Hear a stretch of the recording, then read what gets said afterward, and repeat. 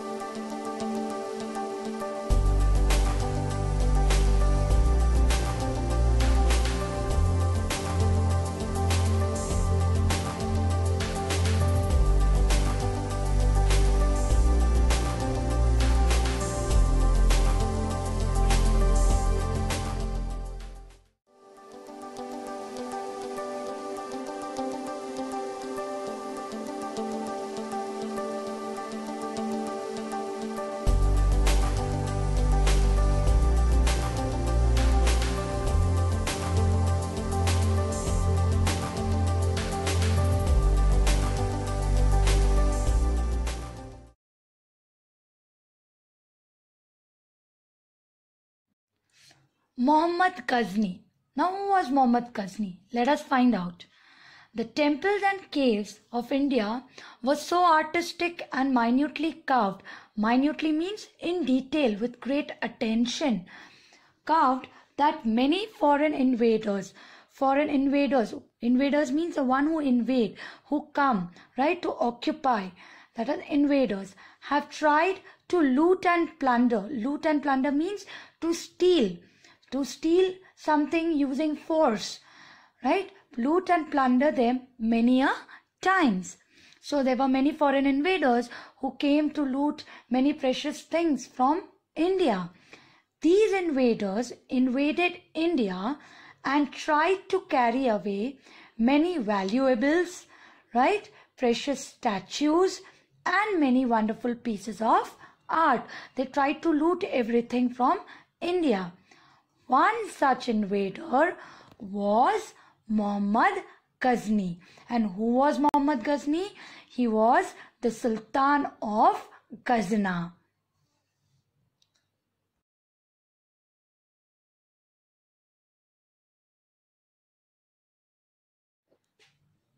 Now what did Muhammad Ghazni do? Let's find out that. He attacked India numerous times, means many times, between 1000 CE to 1075 CE. Each time he came to India, he was given a tough fight by the Rajput. Right? The Rajputs gave him a perfect fight and he was not able to, invade India so easily. Yet he somehow managed to loot and plunder India with full force. He always attacked with full force.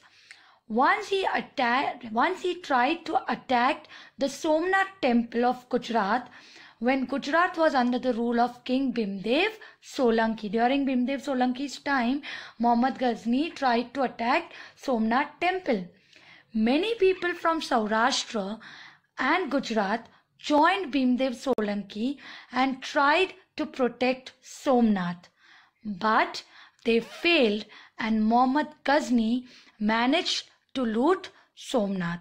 So many people of Saurashtra, Gujarat, combined force was joined with the Rajput ruler to, help Bhimdev Solanki to fight against Muhammad Ghazni. But Muhammad Ghazni had a very huge force, and with that full force, he somehow managed to loot Somnath.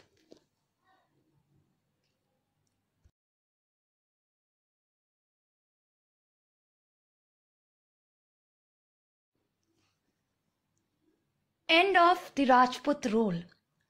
After the demise of Muhammad Ghazni, the leaders of Ghazna fought amongst themselves to acquire the throne.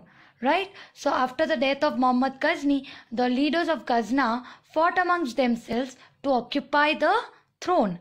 However, the Rajput kings did not take advantage of this weakness.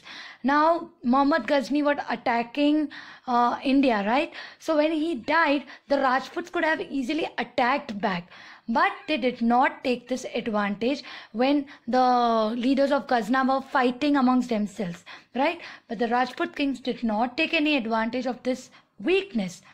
Meanwhile, Shahabuddin Gauri established his strong rule in Ghazna and decided to attack India. So after Muhammad Ghazni, who came to the throne? Shahabuddin Gauri.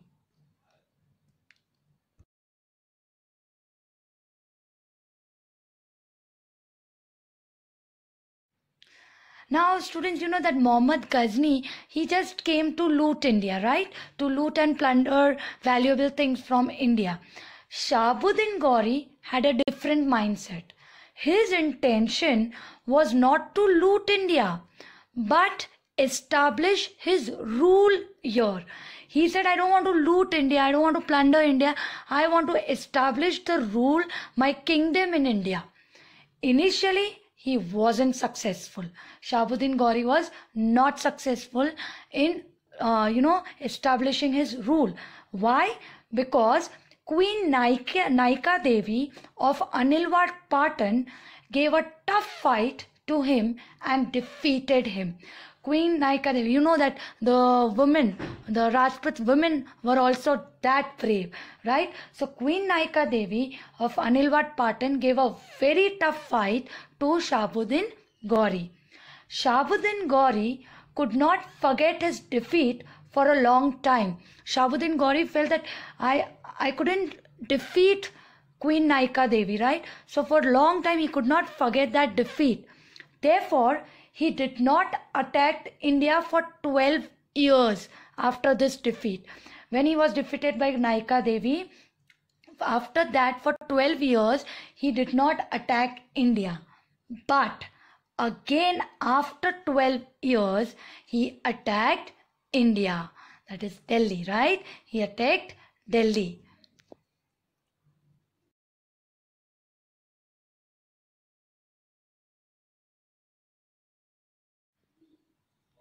Prithviraj Chauhan was the king of Delhi at that time. Now Shahabuddin Gauri, after 12 years, he attacked India, right? He attacked Delhi, right? At that time, Prithviraj Chauhan was the king of Delhi. Now he fought bravely against Gauri. Prithviraj Chauhan gave a very tough fight to Shahabuddin Gauri. Yet he was defeated. Prithviraj Chauhan was defeated. Why he was defeated? Because none of the Rajput kings supported him in his battle against Shahabuddin Gauri. Right? No Rajput king supported Prithviraj Chauhan against Gauri. With this, the Rajput rule came to an end in Delhi. So in Delhi, now Shahabuddin Gauri was the king, and slowly he started establishing his kingdom in different places of India.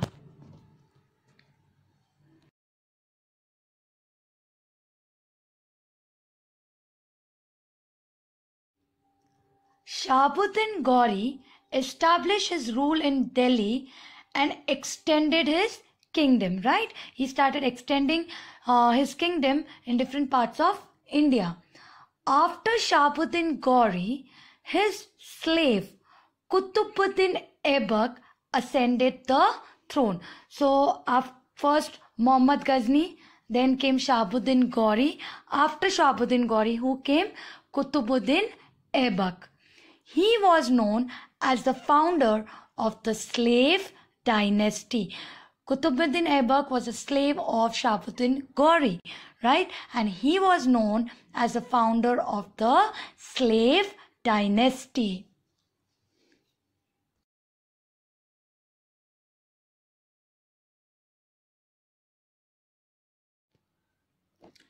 In place of valor and sacrifice, people started conspiring against each other for power. You know, when Rajput rulers were there, people were brave. They believed in sacrifice for the country. Everything changed. Right now, the people have started conspiring. Conspiring means to make evil plans, to bring a fall down of someone or anything. So bad plans, evil plans were made for each other just to come on power. The throne of Delhi was stained with blood. Thus, the Rajput era ended and the Ghulam age, that is the slave dynasty, began in India.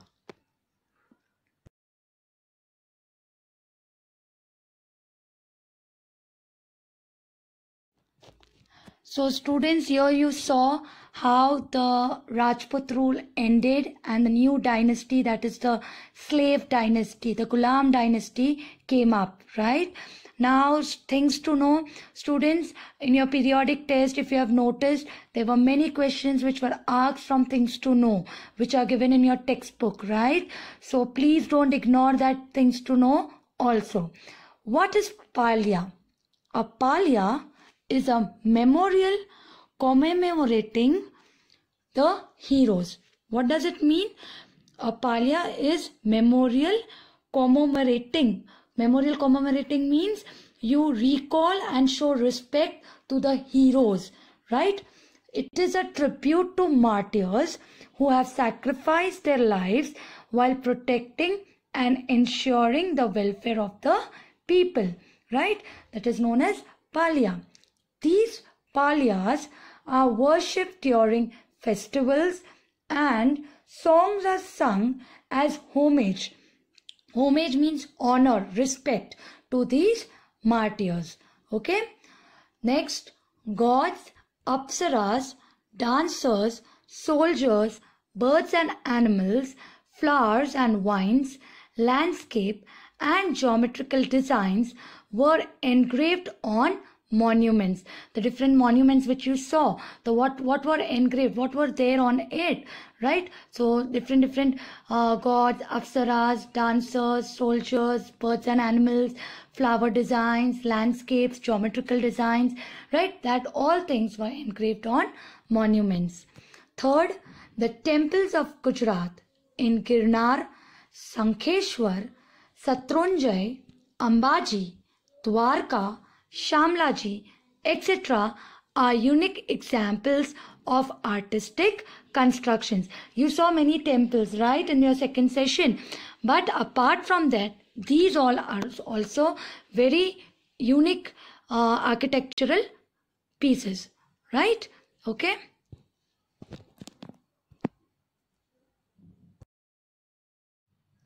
Students, in the previous sessions, I gave you the homework of making 2 columns, one of author poet and one of their work, right? I hope you all have done.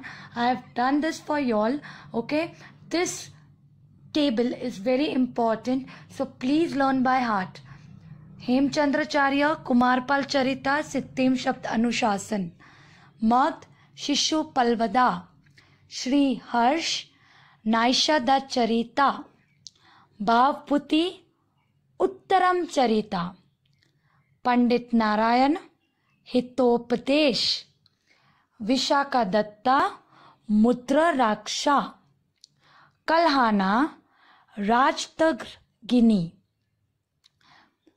Bilhan, Vikramadev Chant, Somdev, Katha Sarit Sagar, Chandbadrai, Prithviraj Raso, Merutunga, Prabodh Chintamani. Okay, students, please learn them thoroughly.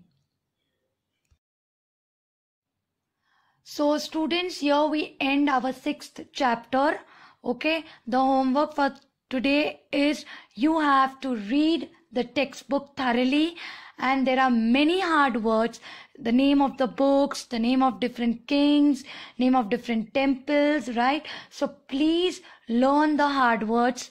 Okay, so that will be your homework. You will be getting the worksheet, right? So I want all my students to solve the worksheet in their notebooks. Okay, thank you. Stay safe, stay healthy, keep smiling. God bless you all.